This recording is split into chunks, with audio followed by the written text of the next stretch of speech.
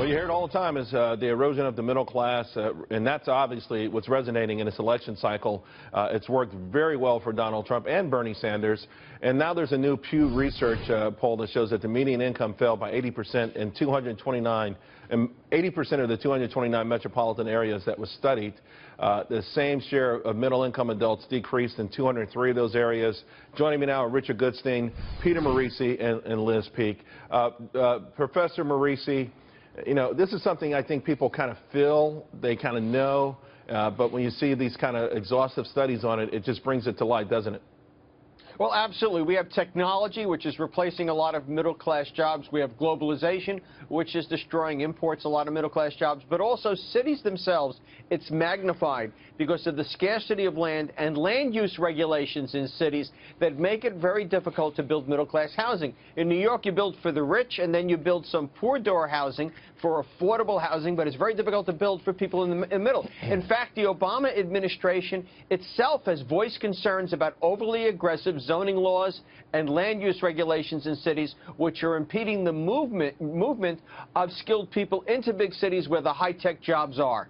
You know, Richard, this is going to be an issue, I think, maybe more so than some of the other things that are weighing on Hillary Clinton, that ultimately we do vote on the economy. Someone said it's the economy, stupid.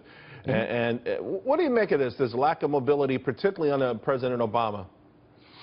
Well, the fact of the matter is we had such a major crash before President Obama took office that the wealth of people in the inner city in particular that was tied up in housing got destroyed, right? So that's, I think, accounts for a lot of the absence of any of the wealth that they had, which wasn't much to begin with.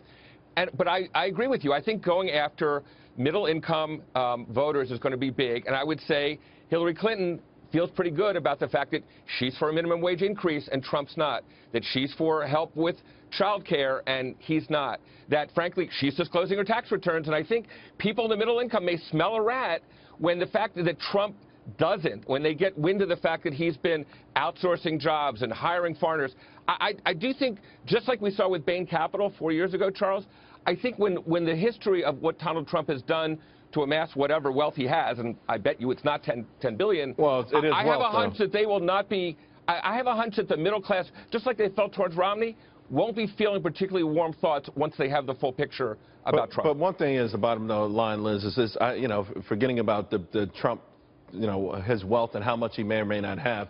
The average person out there is wondering, how do they change their lives? How do they get this thing going? And they are extraordinarily frustrated. Absolutely. And what we've seen is that a lot of the government programs that are aimed at solving this problem have only made it worse. For example, we're talking about mobility, the ability to go to the next job. A lot of the welfare programs in this country basically are not transportable. You can't leave your city and state and easily pick up again somewhere else. Affordable housing, sort of ditto. If you leave your affordable housing, hard to get in the next city that you go to.